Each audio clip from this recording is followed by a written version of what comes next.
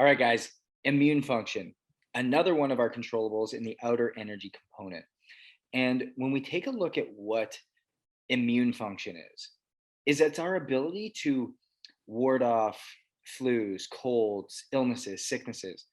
And quite often, once you're into the ONA community at this level, we're going to be doing DNA tests on everybody so that ultimately we can start to figure out what is it that you need to decrease that inflammation within the body, but also what micronutrient deficiencies lie there naturally. What risks are you having? What risks are you at for colds, flus, infections? What immune response do you have? And what supports your immune system the best? And when we are able to know that, we can thus impact it. But now I know everyone's saying, okay, well, this is all about HRV. What impact does HRV have on this? Well, what's really great about HRV is that it can now give us the guiding factor to when does our immune system need some support, because it's not about taking vitamin C every day. It's not about um, taking echinacea and all of these massive amounts of supplements every day and having a $500 a month supplement bill, but it's using them at timely moments when your body is now going to actually respond to what you're putting into it.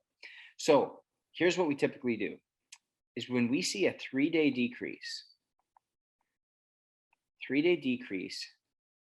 in HRV, what this means is, if we go back to the definition of HRV, how our body is handling the stress that we are placing it under. And so if we go back to this, a 3-day decrease in HRV means that our body is having a hard time adapting. We're not recovering. And that could be for a multitude of reasons. Any of these 8 controllables that we're talking about. Maybe you're not sleeping well. Maybe you're not eating well. Maybe you're not hydrating well. Maybe you're exercising too little or too much. Maybe your mindset's poor. Maybe your environment's not great. Maybe you're not spending any time on self-care. Or maybe your immune system, the immune function is being hindered a little bit. So if we come back to this, anytime we see a 3-day decrease in HRV, we want to give that immune system support. Now, what does that mean? Think about this. Think about your immune system as a door, okay? Now, when that HRV level is high, that door closed tight, solid, can't get in there, okay?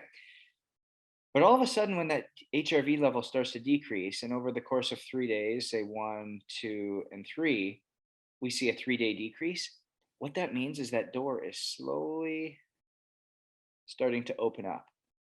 And that's where flus, colds, viruses all have an opportunity to get in and start impacting you, obviously in a not a great way.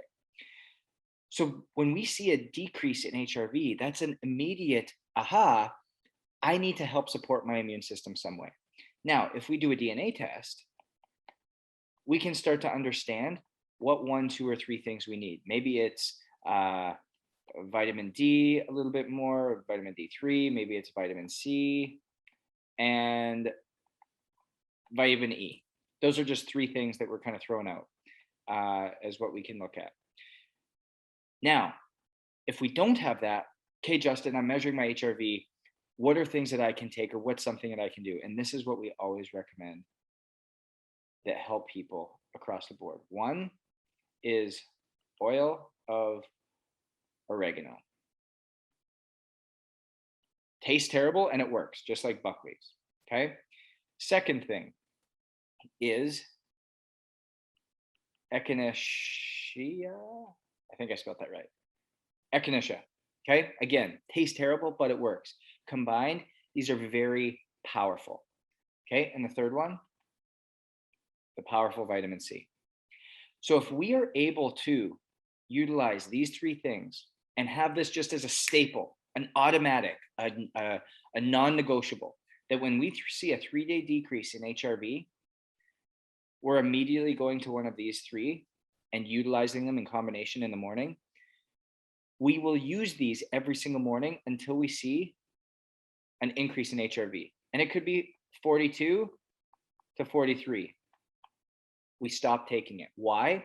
Because we do not want our body to become dependent or resistant to the changes in which this powerful cocktail is creating within us. And when we see that increase, it starts to mean that, oh, our body's stabilized, it's starting to recover, it's starting to feel different, starting to be okay. So we can take the foot off the gas again, or take the foot off the brake, pardon me, and really start to do these other things. So this is the key point here, guys, is that when we see that 3-day decrease in HRV, it's a sign that something is going on internally, that our bodies have a hard time recovering, or it's having a hard time keep up to what's going on. So we can make some simple adjustments so that we can, again, continue to support our body. It's being proactive rather than reactive.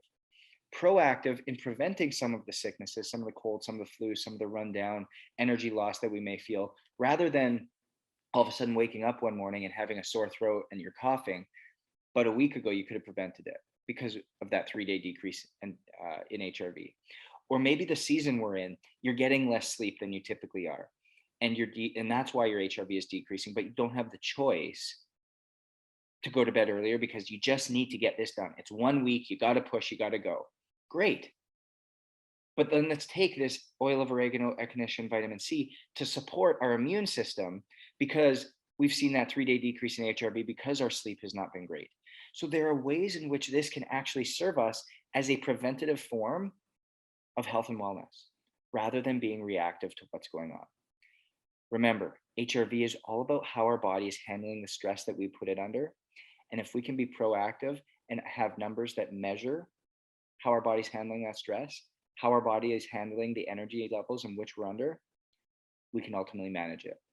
So with that, guys, take control of that immune function so that you can utilize that HRV to your extent and spend more time in ownership. Go own it.